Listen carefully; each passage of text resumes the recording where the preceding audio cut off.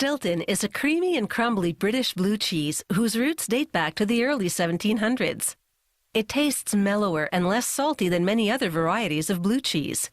Always produced in an 8-kilogram cylinder format, it has veins of blue mold radiating from the center outward. The production of Stilton is strictly regulated. Only half a dozen dairies in the world, located in 3 specific English counties, are licensed to produce it, and only from locally produced, pasteurized milk. It takes 78 liters of milk to make each 8-kilogram cylinder of Stilton. They begin by pouring milk in a vat. Next, they add starter culture, laboratory-grown natural organisms. Then they mix a blue mold culture called Penicillium roqueforti with distilled water and add this to the milk as well. After about 3 hours, they stir in rennet, enzymes which coagulates the milk fat. After about 90 minutes, workers run a wire knife through the now gelatinous milk, separating the fat, called curds, from the liquid, called whey.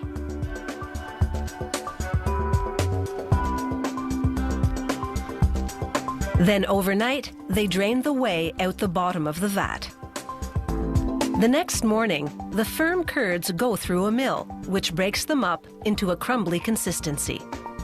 Workers weigh out portions of 11 kilograms, each of which will become an 8-kilogram cylinder of cheese. After adding salt, the company won't disclose just how much, 2 workers gently hand-mix the portion.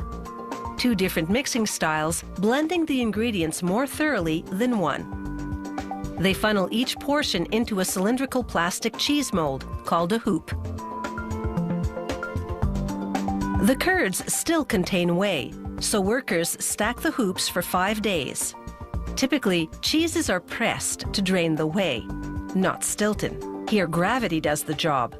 The cheese drains under its own weight. Workers flip the hoop once daily to drain through both the top and bottom. After 5 days, they remove the hoop. The cheese, now drier, stands on its own, while with a knife, they perform a critical procedure called rubbing up. They rub the entire surface with a flat blade, sealing all the holes so that air can't penetrate and cause premature internal mold growth.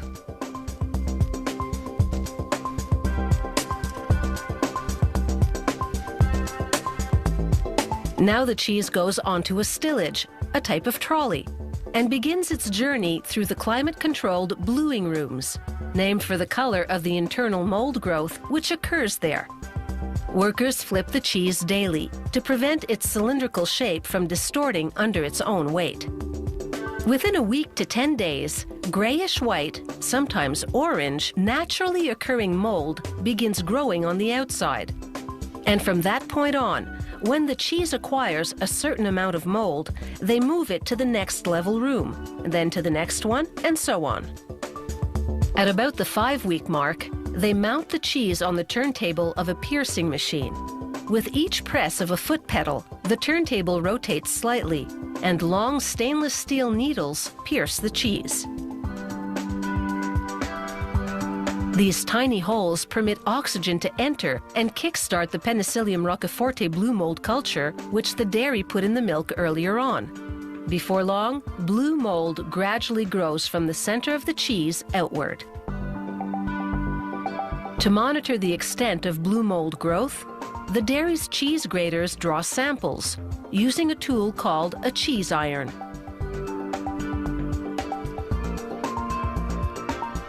The iron reaches all the way to the core of the cylinder.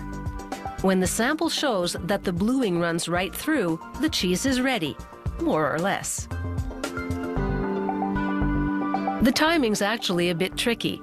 Stilton is a relatively young cheese, best eaten between 12 and 14 weeks. The dairy does its best to coordinate shipping so that the cheese is at its optimum quality when it reaches the customer. Therefore, it ships 8 or 9-week-old cheese to local stores and 7-week-old cheese to international customers, so that the blue Stilton will be an ideal 8 or 9 weeks of age when it arrives at its destination.